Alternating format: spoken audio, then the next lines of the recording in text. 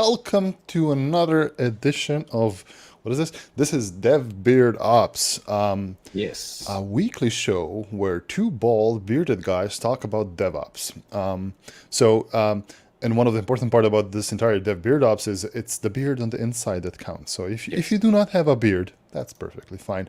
Welcome, Karle. Hi, welcome. Welcome to all. It's so nice to have you here. Today, the topic of today's discussion is, what is it saying below? Containers at home. Containers at home. Last week we talked about how can you run containers everywhere. Basically, we talked about how Cobus is setting up his home container systems. Some of the utilities, like what did you do? The traffic one, and Traffic for the smoke reverse ping, proxy and reverse SSL. proxy, and a whole bunch of Yeah, things. all the nice toys. Setting it up at home on your home little servers or whatnot. But today we're going to talk about something else. We're going to talk about something very similar. That is ECS anywhere. So we're going to be running basically containers everywhere. We're going to be managing them through ECS or Elastic Container Service, but Cobus is going to run them at home. I will actually give Cobus the chance to say what exactly are we going to be doing today, because he has a demo which he's going to YOLO it, right? Yes, which is literally YOLOing like I tweeted earlier on, because as we're sitting here and you see me looking sideways, I'm still copy pasting and working between the two just to get the last of the kinks out. I'm almost there. So we might be doing a little bit of troubleshooting today. But That's good. to set the scene, what we went through last week, like Darko covered, is like my home network setup. So I've got a reverse proxy using traffic, so I can access all the various containers I'm running, and added an SSL certificate to that using Let's Encrypt. So we got all of that up and running last week. And then what I did is like, that was all very fine, but I got to a point now where a bunch of Docker Compose files and running them by hand is not fun anymore. Yeah. Not fun indeed. No, because I started writing bash scripts with for loops, and then you generally know that you are in trouble. So yeah, basically what I did is I am busy changing it to, instead of using Docker Compose files, to be using ECS Anywhere. And what this does is it actually takes my little home server and it installs the SSM agent, which is the Amazon Systems Manager. So Simple Systems Manager, SSM. Simple Systems Manager. That was, yeah, that's the other S. Yes, System Simples Manager, which is basically a little agent running on any instance or let's say a physical on-prem machine, and then that gives you certain capabilities. One of them being to run remote commands on it. Other things to access, let's say like SSM parameter store or secrets manager, which is configs and things. But for the purpose of what we are doing, the SSM agent allows it to configure the instance so that it can communicate with ECS. And what that does is it installs the ECS agent. That agent has got a config file which consists of, I think, one line last time I checked, which is cluster name equals home in my case. Then what happens is that it then connects to ECS using the credentials that I've got configured. And we're going to dig into that because that's a headache that I ran into, and I don't think that's going to work. Then basically it's part of the cluster. So what I just have to do before we share our screen, and Darko, please start asking me questions about our or what I'm busy trying to do and how I can break it, because I need 2 seconds to filibust so I can just get this config done, because I've got a typo somewhere. So Cobus needs to fix the stuff he's doing, and that's how it's done, folks. Right? Yes, of course, we all like to talk about preparing demos up in advance, but sometimes, as in the world of, well, your world, our world, a lot of things you have to do anything in real time. So just before we continue, please do let us know if our audio is okay. We just want to make sure that we are relatively equal on audio levels. That's always a pain. I want to say hello to everybody. I see Comrade Engineer is trying the exclamation mark Cobus and exclamation mark Darko commands. Those are not commands. That's just like a... So if you're first here, if this is your first time here, we use those things like not Cobus and not Darko, because people tend to confuse us. Even in real life, people have called me Cobus many times, and people have called him Darko many times. I don't know why. I don't know what ticks them off, but yeah. Yeah, that's the whole joke. We need to fix the bot to actually react on the exclamation commands. So yeah, it's actually Moobot. Yeah, Moobot. Yeah, we need to figure out that Moobot. Oh, thank you all for confirming the audio quality. Thank you very much. Ned Stark is back. Hello, Ned. We've seen you yesterday on stream. Welcome back to the stream. Javasoft. Well, Cobus is doing this. I wanna answer address this question. Almost there. Take your time. Take your time. It's no pressure. It's only live, and we have we have 60 people watching you fail now. From Javasoft. I'm guessing that EKS Anywhere is still an AWS internal work in progress, and we should use ECS Anywhere if we want to hybrid Kubernetes on our home labs. I'm not sure. I think EKS Anywhere is not generally available yet. ECS Anywhere coming in 2021. Yeah, exactly. So coming. Yeah, ECS Anywhere was released recently as generally available, so you can use ECS Anywhere right now.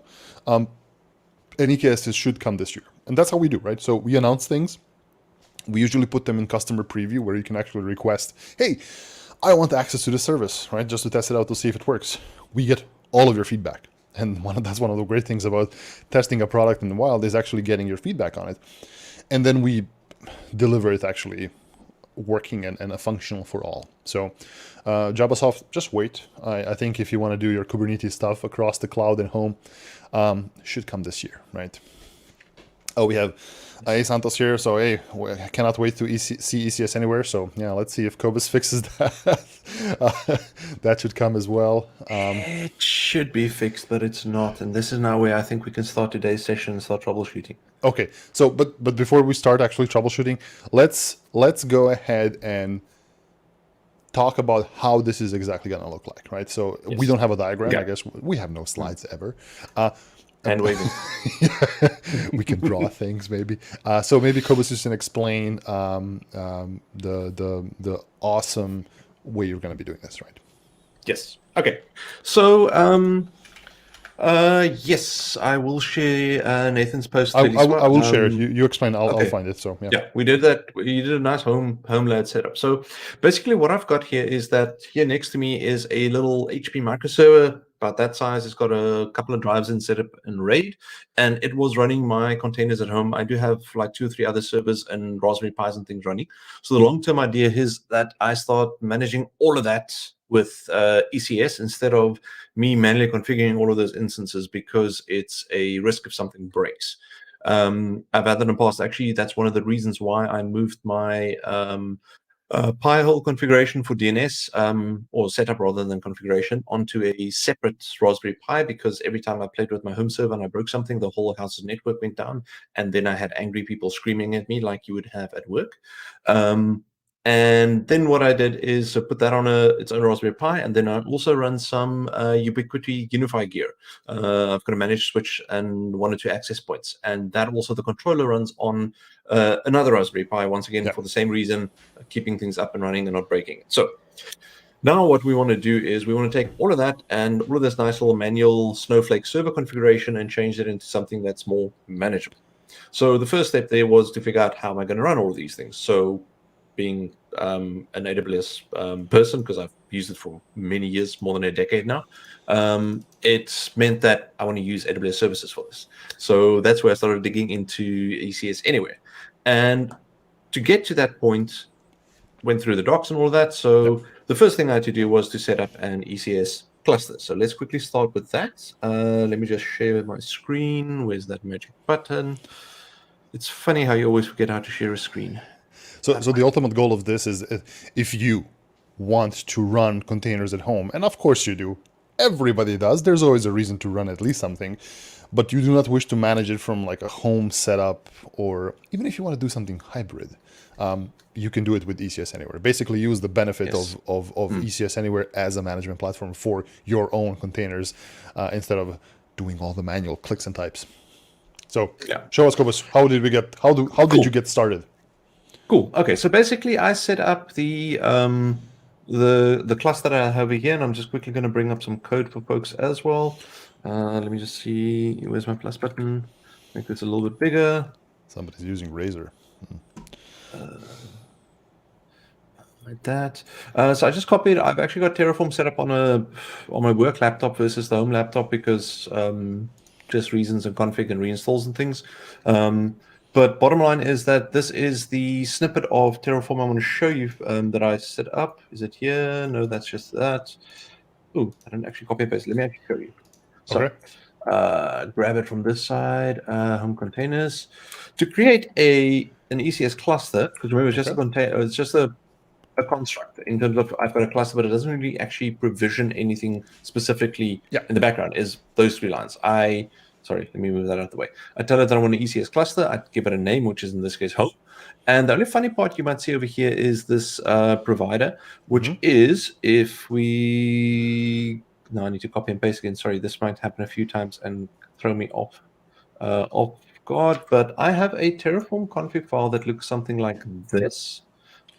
Because I've got multiple accounts. So if you haven't ever set this up, using multiple AWS accounts allows you to split resources between different things, and it just increases the resiliency. Because if I'm doing something in the development account, I'm only working with the development account. I can't break production.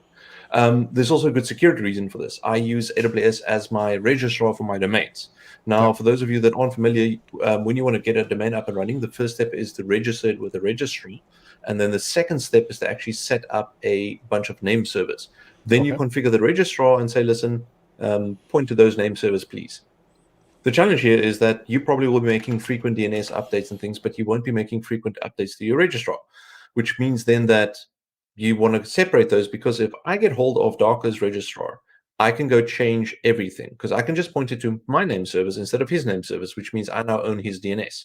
And if I change the username and password on that registrar account, you're going to have some serious troubles. So I've got one AWS account dedicated just for registering DNS domains.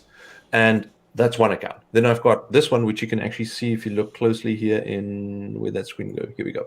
Over here, you can see it's this is my DNS one. I'm using role switching to jump between all of them. And I will hopefully not be exposing my account IDs today, because this will be very unfortunate given that this is my personal account. So we're going to try and keep those out of reach. In theory, if you've got your permissions set up, nobody can do anything with the account ID, but it's just the less info they have, the less chance they have of poking around. So first blocker that I ran into this morning that I realized halfway through is that because of my funky multi-account setup, traffic, which is issuing the SSL certificates, is going to give me a challenge, because I've got an IAM user that I created inside my DNS account that has got a permission set, allowing it to interrogate Route 53 and also add entries and change sets, so that I can use Let's Encrypt to auto-generate my SSL certificates, because that's how it works with the validation process. It needs to be able to change your DNS to actually give you, before it gives you the cert. Right. So that's my DNS account. Then, and traffic uses that to do the SSL certificates. Now I spun up my cluster inside my personal account, because I don't mix my DNS in my personal account. Yes, I've got too many accounts, trust me. And what that led to is the fact that I now need to provide 2 different sets of credentials to traffic. And the problem there is that while you can provide the credentials inside different sections in the configuration, so I can, for example, say traffic, when you spin up, by default, use this set of credentials, and inside config section saying here's a key and a secret. The problem with that is, like, putting keys, like sensitive data inside config files is a massive no. There's only one place where my AWS config and secrets live, and that's in the credentials file. I'm still going to be moving that out into one of those ways where you automatically bring it in, maybe look at SSO and all those fun things you can do, but that's the challenge. So that is where we are at the moment. So I've got my cluster up and running, which you can see, and it currently says one external host. So the next step in this whole journey of getting containers to run on my home server is, like, how does ECS talk to my home server? And the good news there is you just go into your actual cluster, which you can see over here, and then there's a tab over here that says ECS instances. Let me just refresh this. Okay. Did I not break this? Oh. Is it on your DNS account? Is this running on the DNS account? You know what? Let me just make it a little bit smaller. I think it's now possibly where I broke something. Let me just check. Okay, we can get to that now. But how you would go about registering your external instance, this is, I think, now, because I registered against the other account, and then had to delete config files for SSM and then reinstall SSM. So let me get this straight. So you create a you create a cluster, an ECS cluster, which is just a logical construct. It's nothing that's running, and within that cluster, you register instances. Those instances can be your EC2 instances, but they can also be servers at home. right? Yeah. So basically, when you look at the cluster over here, you can see there are 3 types that it can actually use. You've got Fargate, which is Fargate, our okay. serverless, a serverless container where we specify here's a container or a set of containers. Go run this for me. It needs 5 gigs of RAM and 2 Okay. CPUs, and then boom, it runs. EC2 is the classic virtual machines that we offer, EC2 instances. You can set those one up and register, or you can now what I've got is the external instance. So that's your compute portion of your cluster, because remember, you've got a container that wants to run somewhere. That somewhere needs to have some compute capacity available along with memory. Cool. So there it's back. Wait, the task is back. The instance isn't back. Okay, we're going to troubleshoot this now, so it's fine. Okay. But basically, all you do is you click here on register external instance. It asks you how many you want, the duration of the keys to actually register it. And then you click on the next step. And I'm just going to take my screen off because I just want to make doubly sure that this doesn't share that registration ID, because this is now where things get fun. Yeah, this should actually share your ID as well. So while you're doing that, I just want to welcome all the new folks coming to the stream. Hello and welcome to DevBeardOps. This is a show where Kobus and I do things about DevOps. Kobus is that person. My name is Darko. And today's discussion show, whatever you would like to call it, is about ECS Anywhere, where we'll get to look at Kobus, how he struggles to configure ECS Anywhere for his home. ECS Anywhere, for folks who do not know, is a way to manage your containers both on the cloud and on premises at the same time, which is really, really cool. If you have any questions regarding AWS, the cloud, why are we doing this, what we're doing, about ECS Anywhere on our containers, let us know. And just quickly to answer the question here that I see in the chat around, can you create a personal org with multiple accounts? Yes. Yep. So there's a service inside each AWS account called AWS Organizations, and what this allows you to do is to create an account and then any child configuration of accounts you want. The reason I say child configuration is you can actually put like nestings in terms of the org structure, like you with domain controllers, and then group them that way and do things. And the reason this is awesome is that when you create a new AWS account, you register with an email and a password, and then your personal details, including payment method. And then you've got one AWS account going. Now, you can register a second AWS account like that, and then go into IAM and set up the necessarily IAM policy and role to allow role switching between the 2 different accounts. But those are 2 separate accounts. While you can access both using that IAM configuration, you still build separately, and that's the only relationship between them. Whereas what happens with organizations is that when you create any child account, it automatically links it as the using a thing called not deferred biller. What's the term again? I'm not sure what is you're it talking deferred about. biller? Deferred biller? It's how you do the deferred billing to another account. How you well, like we have the payer account, right? A payer account. Yes. Sorry, setting up a payer account where the parent account is the one that then is responsible for the bill, so you don't have to set up payment for a second time. The second thing that it does, which is super useful, is that it creates an IAM role for you to automatically be able to switch into that account. So you don't have another set of root credentials to protect. Because remember, your root account is something you shouldn't be using on a daily basis. You should only use that when you set up your account, create your first admin user, and thereafter add multi-factor or delete API keys if you created any, and then lock that in a drawer. Do not touch it unless you really need to, please. You will thank us later. Okay, so answering a question here from Williswa. We have Williswa on the show. Hello, Williswa. Williswa is our developer advocate colleague as well. So she asked, so the external instances would have to have the agent installed. Exactly. So anything you're installing, when we talk about external instances, these are your Raspberry Pis, your home servers, like in Kobus's case. You need to have this ECS agent installed on them. And this is going to install, this exact command here is going to do all of those things. So Kobus, take it away. Yes. Okay. So after that little segue into organizations, where we were is how do I actually get my own server at home registered with ECS? And that's as simple as clicking on that register external instance button that you can see over here. And it asks you how many you want to install, what duration do you want for the key? Because remember, you don't want to, and that's why I had to switch off screen sharing, because I'm not sharing this key with you. I would love to get external compute capacity and for you to, give me access to your server to run what I need. But we're not going to be doing that. So I would just change this little slider over here, so I'm hiding the activation ID and the actual keys and details. But over here you can see it's basically, it just downloads a bash script, and then you run that bash script. Yes. This bash And script contains an activation ID, which is a specific string of key numbers and characters, which will basically register your given external compute resource to this cluster. Yes. And what I just quickly want to do is I am going to delete the service that I created, because I'm getting the feeling that something that I did over here, because like I said, I'm taking a lot of like copy pasting, typical how you would develop and figure this out from scratch, because I'm too lazy to read through all the docs in one go. I only read the parts that I need when something breaks. That's how I fix things. And I broke it. You broke it. That's excellent. So we get to fix it now, right? Yes. Yeah. Also, by the way, for everybody here, let us know. Do you run containers at home? Are you doing something similar like this?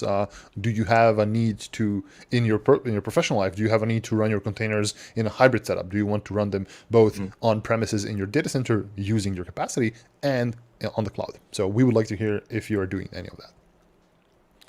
Cool. So let's bring this back, because now it should hopefully be safe again, because once again, I don't want to share my activation keys.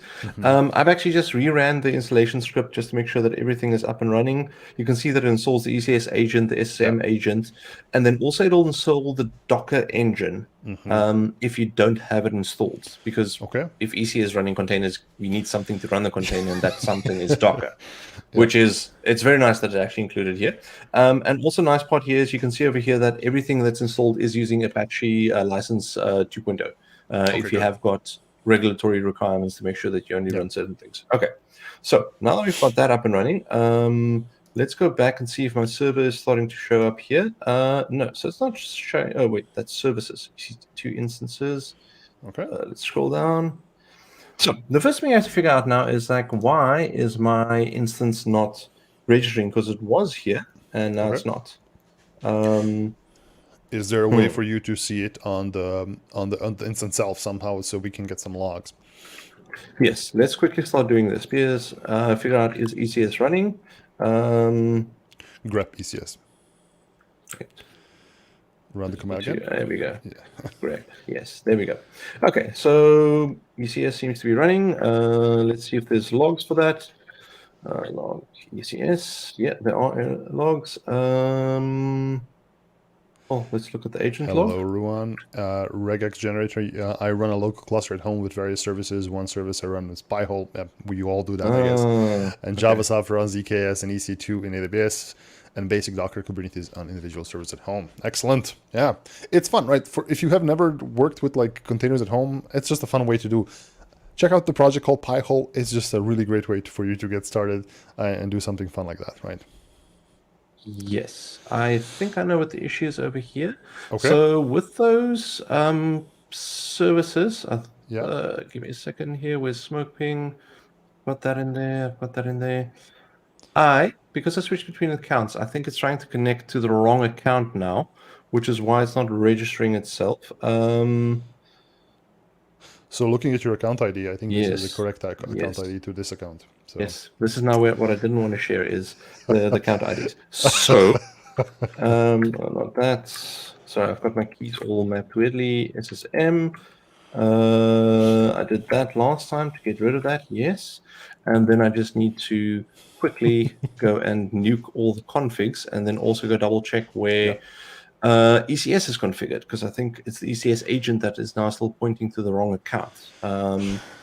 So this is using a sledgehammer. Let's be very clear over here. I should be able to just stop the service, change the config, restart the service, and all that, but I'm just not going to try and do that because we have limited time. So I'm taking the route that is more likely to yield us a solution.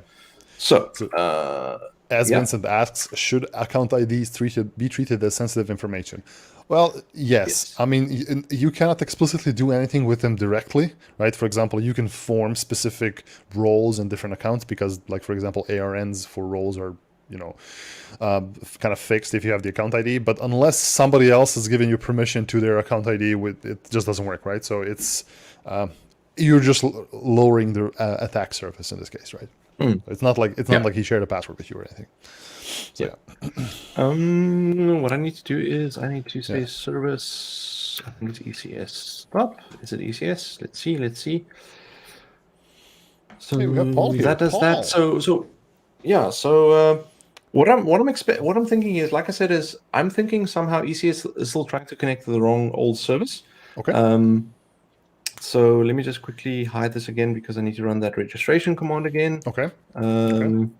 So this is basically redoing the configuration itself. I mean, in essence, this doesn't have to run on a physical server. Cobus could have done this all in a virtual machine on his desktop, but for the sake of being real, he is actually running it on a physical HP microserver, if I understand correctly, where he runs his containers actually. So that's a fun thing, right? And I mean, just as to spoil the plot at the end, I'm expecting this ultimately not to work. Sorry, Darko, to disappoint. Yeah. The reason for this is that the way I run my home network is that I've got a manually created Docker network configured that I run all my containers on. And what I could see from the configuration of ECS Anywhere when I scanned it quickly this morning when I was busy doing the config was that it doesn't support that yet, or at least I couldn't find a specific config for that. So we're going to try and dig into that. But at the end of the day, what I want to end off with is just the container running. Exactly. I mean, in essence, you don't have to manage your smoke ping or traffic using ECS. We want to see that you can run, like, let's say your blog, you want to run it on the cloud or actually manage it with the cloud, but run it locally. So those things, right? It doesn't have to be necessarily your Docker configuration per se, right? So yeah, definitely. Oh, here's a good question from Father Goblin. So while I'm just waiting for the SM agent to continue installing, which is why so many people are excited about containers if they are near impossible to set up correctly. The reason for that is that, yes, containers are complex, and yes, any system has got complexity. The reason is that with containers, you put the complexity out into the orchestrator and systems that you can much easier automate.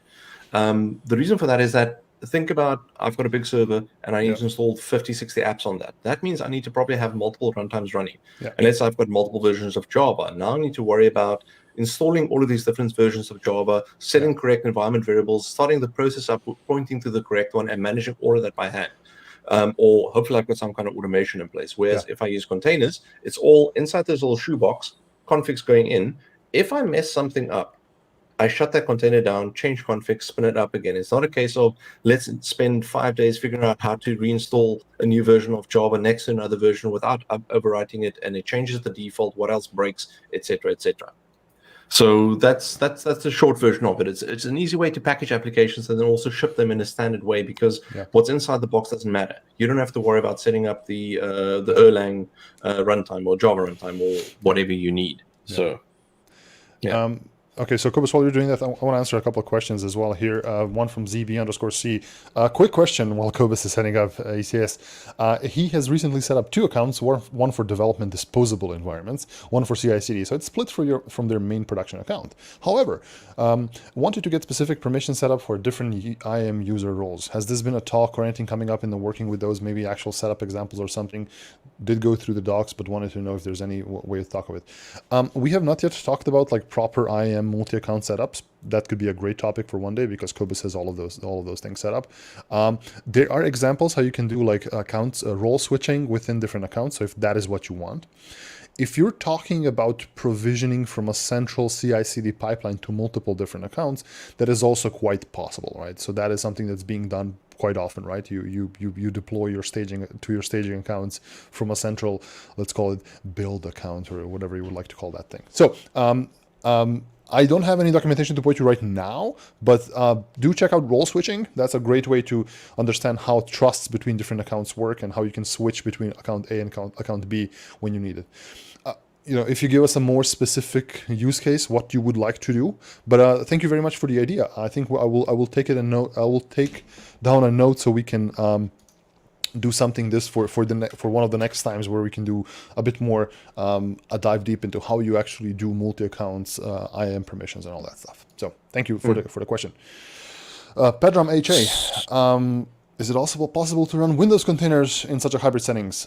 ECS Anywhere currently does not support Windows containers, so these are only exclusively Linux containers as of now. But we support Windows containers on ECS if you are going to run it on the cloud. Yeah, go ahead, Cobus. So I found one of the issues, and this is one of those things that I did not know, is that once you've registered an instance with SSM, so Systems Manager, you actually have to go click and say accept because it's Yes. I'm assuming it's one of those two-way handshakes. So what I've now done is like I have nicely broken my config once again, but there's nothing like stopping a service and running the reinstall command again. Okay. Once you do it, bring it up so we can see. Yeah, we want to see how you break things. But I need to just, because remember, I don't want to show people what I'm doing. Yeah. Let me just quickly, sorry, this is the one part. I don't want to share that value. I have to do register the external instance, next step. Yeah. So I'm literally just copying that command. I am pasting it, and as soon as it's gone past the screen in hopefully 3, 2, 1, there we go. Oh, now we can show the screen again. No, we can't because it's sorry, I'm being oversensitive here. I do realize that. It's probably okay. I can change things, but I don't want to have issues. So yes, Ian has made this great thing called sensor shell. Sensor shell. I think this sensors like sensitive information shell. I know like iTerm has like a way to kind of block out certain things, like certain key combinations and all that stuff. So yeah, check out Ian. Ian is a gentleman here. Ian from has chat. got a lot of fun toys. Has the best tools out there. So yes. Okay. Okay, show us. I saw this here in Fleet Manager. So what happened is, come now. Wait. Okay, is it still running? That's why. Okay, still unpacking. Okay, so that is the first issue we had. Is now how do I actually get that instance up? It's interesting. It did actually pop up in the list of ECS instances previously when I spun that up in terms of my compute that I have. So we're going to dig into that a bit more. Let's see. It should be up and running after this. Okay. Good. So, I mean, the essence of this, how does this work? When you register your on-premises instances or your hybrid, your Raspberry Pi or whatever you like run at home, you need to have two things running on them. And this script, this entire string that you get from ECS Anywhere will do that for you. It will install the ECS agent, the thing that actually communicates with the ECS service there, right? It says, hello, and please give me tasks, give me containers to run. And the other one is the systems manager agent, AWS SSM agent. SSM, Simple Systems Manager, is a feature that basically manages your systems. In a sense, it can run arbitrary commands on them. It can patch them. You can gather the logs and even connect to those systems remotely. So this is what's happening right now. The instance is being registered on SSM, so it is going to show up on Cobus's SSM console saying, "Hey, I am running my stuff here," and it also will basically just then enable Cobus to do a lot more things with that instance. Macintosh SE support, running it on Macintosh SE. I'm not sure if Macintosh SE supports Docker yet, but exactly. I think the smallest thing you can run on it's Raspberry Pi 0. It's the smallest thing you can run it on. I've spoken with folks from the systems manager team, actually from one of the developers. And the Fleet Manager, right, the thing that actually manages instances, did not support Raspberry Pi 0. And I spoke with him, and I got him okay, let's try to make this work. And he made a change, and now Raspberry Pi 0 is supported. So if you have one of those little Raspberry Pis, like $5 ones, you can also manage them using Systems Manager. Jeepers. But I mean, it's got so little compute power. It's like there's only so many things you can do. Yeah. I actually use it. So I have my Raspberry Pi 0 on my Raspberry Pi cluster. These are all Raspberry Pi 1s. But on top, there's a Raspberry Pi 0 as a manager. So this is the thing that will handle my VPN and all the kind of stuff. So should be nice. Yeah. Okay. We're just waiting for that ECS agent to start. I am starting to think that this is going to be one of those live demos where everything breaks because That's fine. Let's at least explain what broke, right? Let's explain what broke and how can we avoid this to be fixed. Go ahead. Explain. So basically struggling to install, to start up the ECS agent, which generally speaking is something quick. Now I'm trying to remember there we go. Okay, timed out for ECS. Okay. Now this is where things are going to start getting interesting. So let's see why it is complaining because ECS is still trying to think. Okay. I know what I'm going to do. Sorry, keyboard mappings. Let's remove that again. What do I want to? Let's see if it actually registered. Well, it should if you go to Fleet Manager. Yeah, You should have something a managed instance here. There we go. Okay, cool. It's online. Wait, how do I do that? That was under inventory over here. I have to accept, enable it. Yep. See. Boom. Well, so you need inventory setup for this to work? I have no idea. Oh, you don't. So inventory is one of the things that's just like enabling inventory.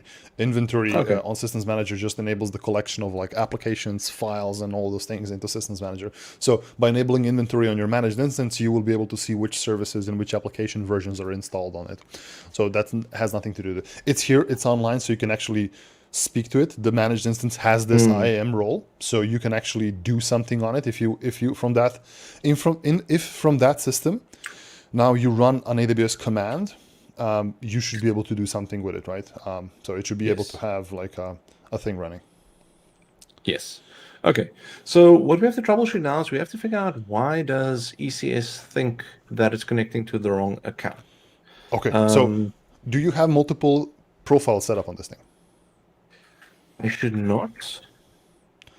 When I cat those files, it's always like, oh, no, don't cat credentials, Cobus. See, I'm going to hide them. Cobus is teasing. I'm just teasing you. What have we got over here? Okay. Multiple profiles. This makes no sense. Okay. So the SSM agent, as part of this whole ECS Anywhere install, it seems to be providing you and the. Let me just clear this out so we don't share that. What it's doing is that little bit that I highlighted over there. Exactly, it runs it as that. Yeah. Yes, which means it seems to be changing the session token. So what it did in the end was that it overwrote the existing credentials that I had over there. Yeah. So when you manage an instance, so if you would register your Raspberry Pi to Systems Manager, its credentials will be the ones that you have assigned it there. So the IAM role that you put there, that will be its credentials, which is great because you don't have to manage keys on it at all, right? So it's a temporary credential. It's something that's being automatically changed. So hence more security. Cobus can technically now show you that key and it's going to be gone in a couple of minutes, right? So yes, but once again, I'm not that brave. I have seen people do very, very interesting very quickly. If you want to have fun, generate an AWS API key pair, but change the values, please, so they are not valid.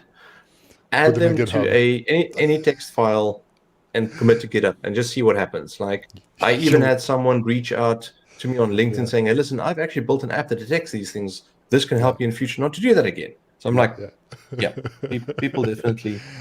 By the way, folks who have come to the stream to hear or watch extreme professionalism and polished demos, you have the wrong stream. This is where we try to do things, and then things tend to break, which is real life. Let's be honest, right?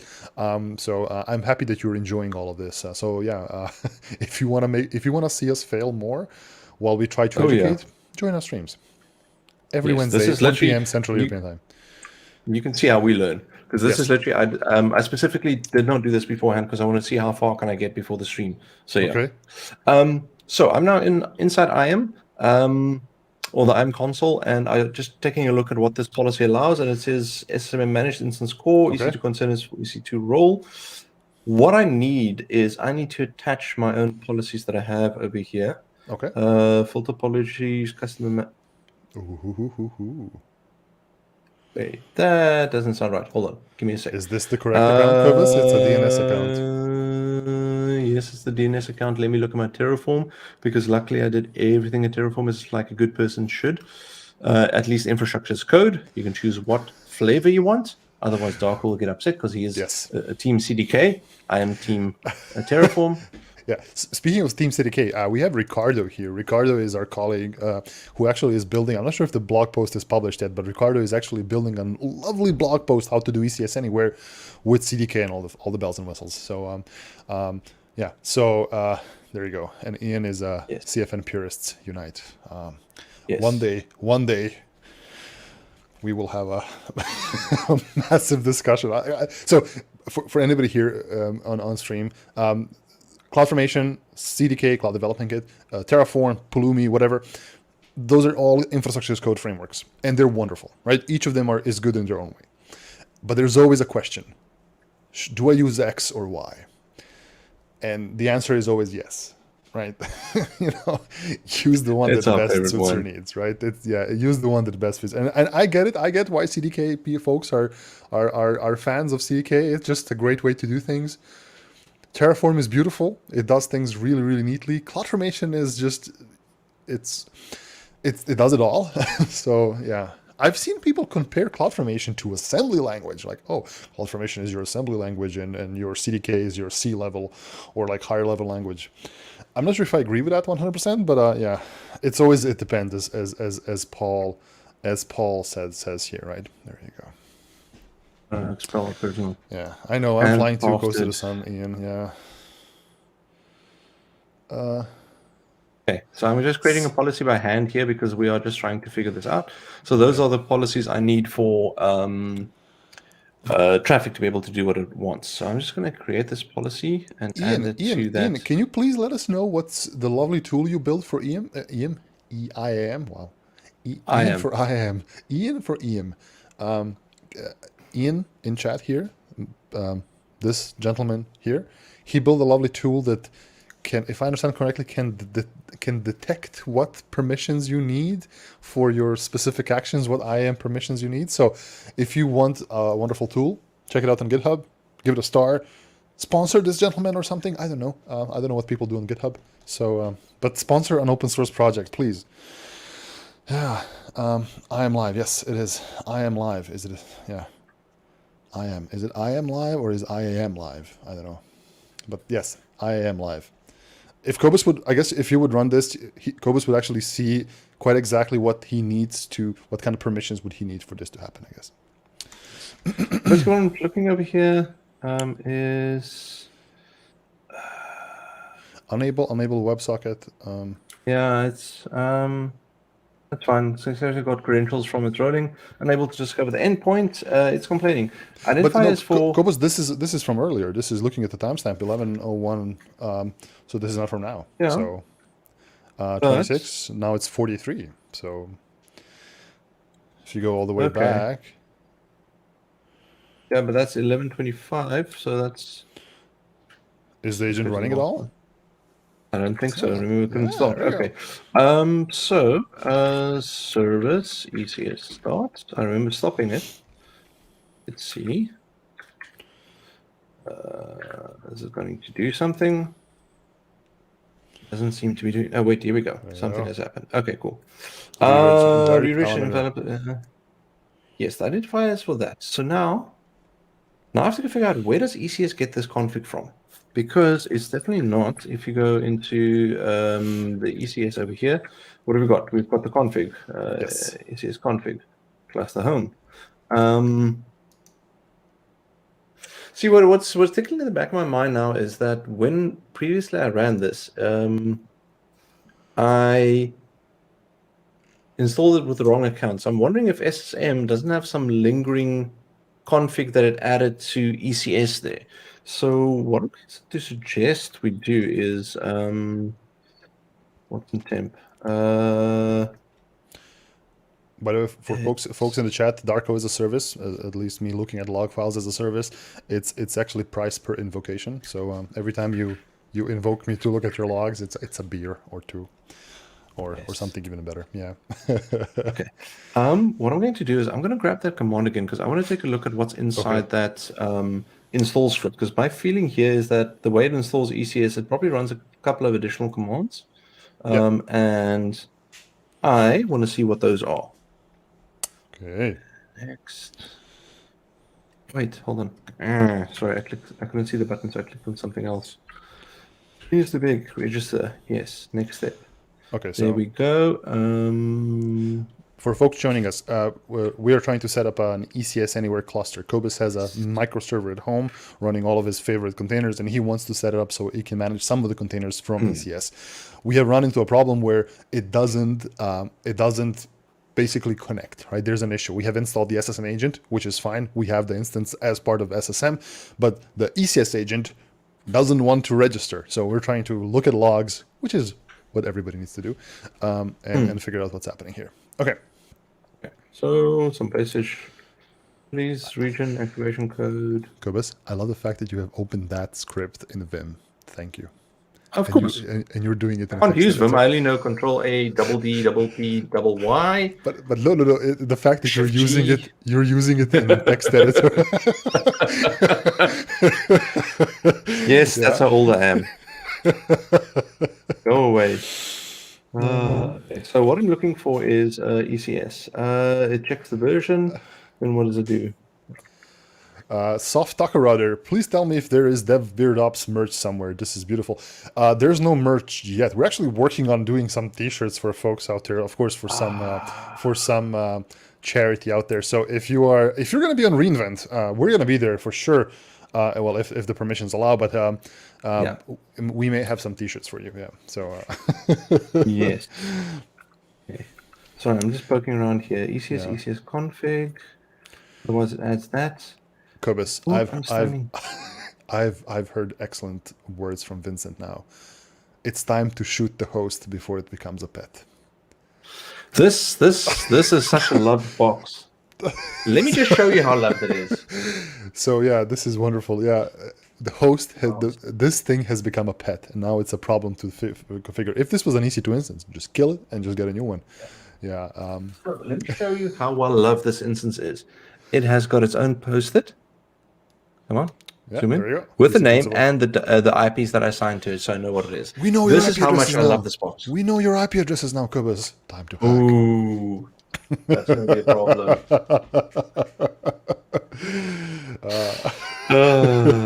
Yes. Okay, so there's a couple of comments here. There's a clean install of the reinstall of the ECS agent, so SSM agent, right? Oh no, ACS agent. So yeah, but I'm not sure if it's the SSM agent, but we can try that next. I just want to poke around here just to see what did I do wrong, because it's not the SSM agent, because that's registering it against the correct account. So I know that portion is working. It's the configuration of ECS. Now, when it connects the ECS service to register itself, for some reason the local ECS agent has got a different account ID. It thinks it needs to use the register against. Okay. Now, my understanding is ECS only has that config in etc ECS. Sure. So that 5 times quickly. How about this, Cobus? When you generate your key to register, it allows for a single instance to register once. Yes. Yes. Has the key expired? No, because I regenerated it after I uninstalled SSM and then nuked the SSM config. Okay. So to figure out, I don't think it'll do anything to. Okay, let's abort this thing. Let's go dig into what we have in that folder for an opt. No, it's not opt. It's in var. Here we go. Okay, cool. But SSM is fine. SSM has registered, right? That's no problem. I think the problem here is varlib ECS data agentdb. No. The thing that Ricardo says. So agentdb. Oh, that makes sense. Yeah. Okay. So ECS agent has a database file locally set up, and it may have some configuration from before. So maybe if we delete this file, we can just clean it up and do something with it, right? You don't have to stop SSM. I think that's fine. Yeah.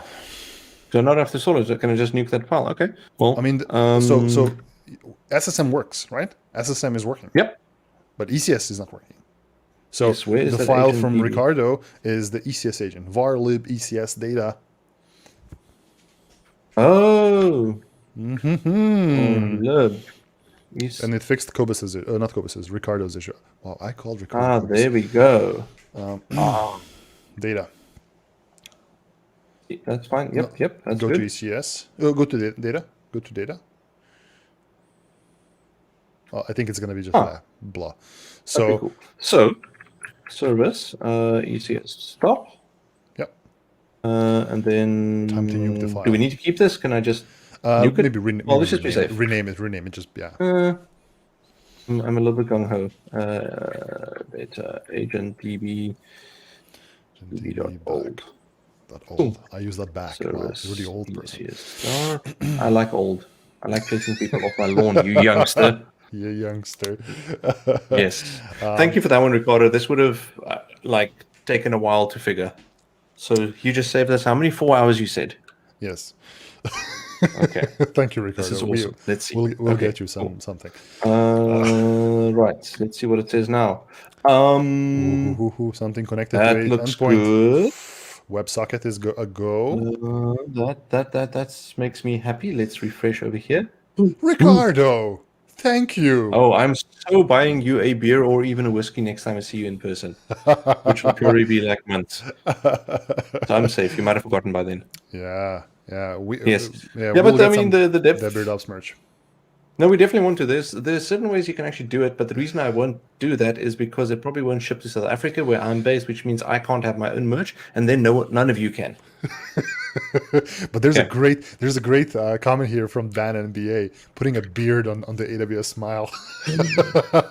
Do you want to see how quickly Darko and I get fired for brand violations? Yeah. We'll get that approved. We'll get that approved. No. We'll figure it out. We'll work on it officially. Yeah, but yeah. So this is good. So what do we have now? I mean, we will not be able to finish all of this today, but what do we have now?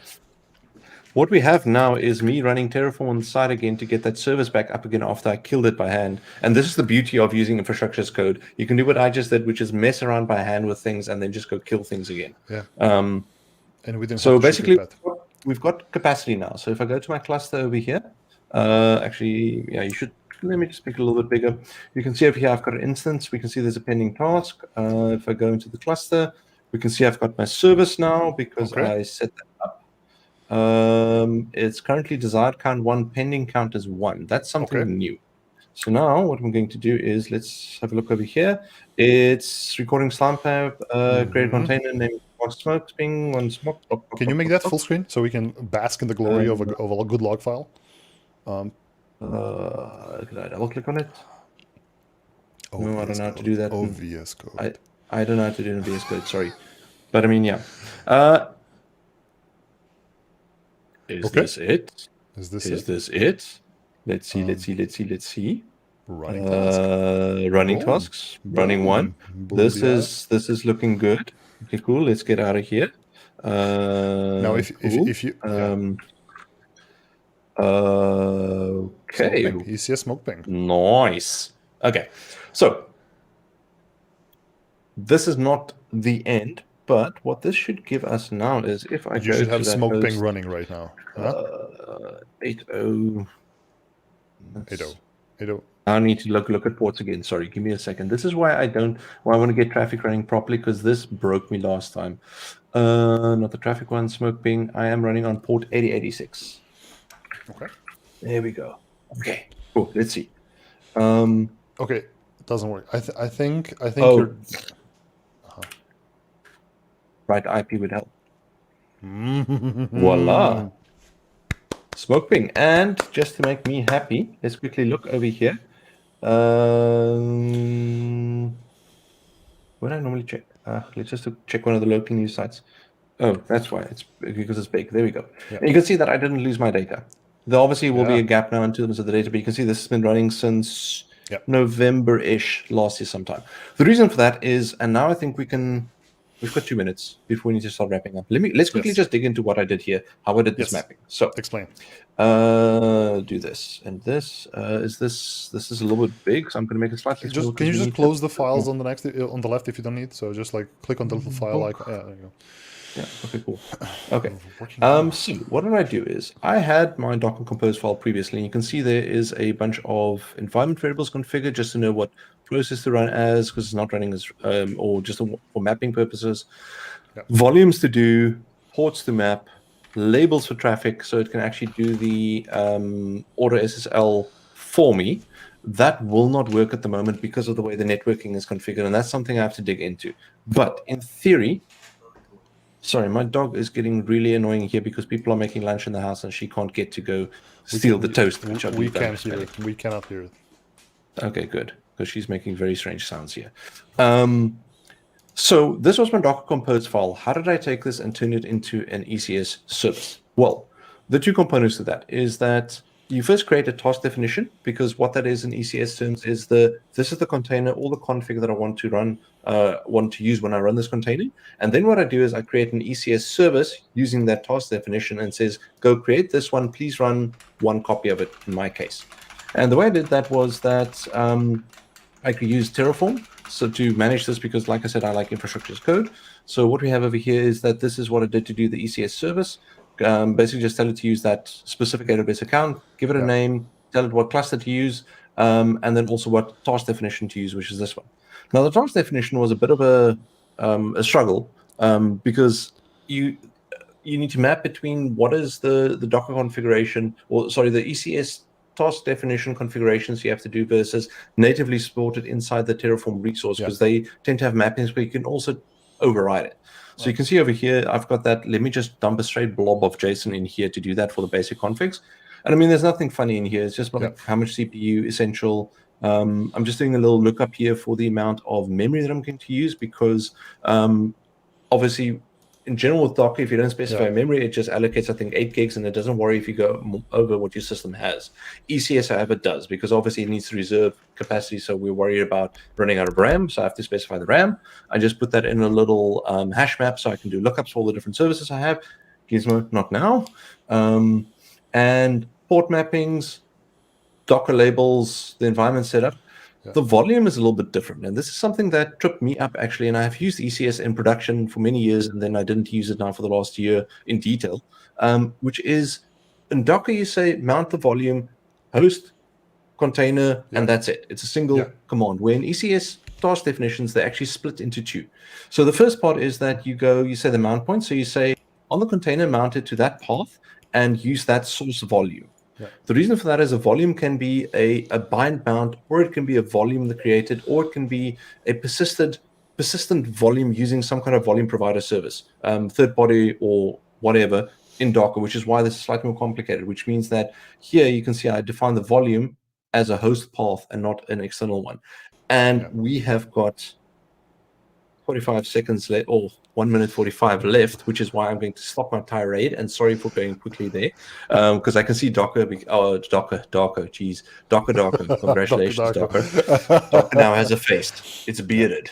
So okay, cool. I think this kind of shows what we did. This gentleman did. He set up ECS Anywhere to run on his microserver, which, as Dragunov asked, is just a little box sitting in a corner. Check out HP microservers; they're wonderful. And this is running a service internally, so this doesn't have access to the outside. So this is currently running a service only internally. Next week, join us where we're going to do something similar, but instead of running smoke ping, we're going to actually run something publicly available. So there's a bunch of other things we need to set up here, like VPN and a whole bunch of things, but we will be doing that and load balancing it from the cloud. Okay? So, Cobus, thank you very much for setting this all of these great things up. Thank you all for the wonderful comments and questions. Please keep them coming, and please give us ideas for swag. So we're always looking for more ideas to do something about it. And join us next week, same place, same time. So 1 p.m. Central European time, or whatever the local equivalent is for you. Wednesdays on twitch.tv/WS. Join us where we do more ECS Anywhere. And we will plan some future episodes like those IAM cross-account stuffs. So thank you very much. And see you all. Bye. Cool. Bye. Adios.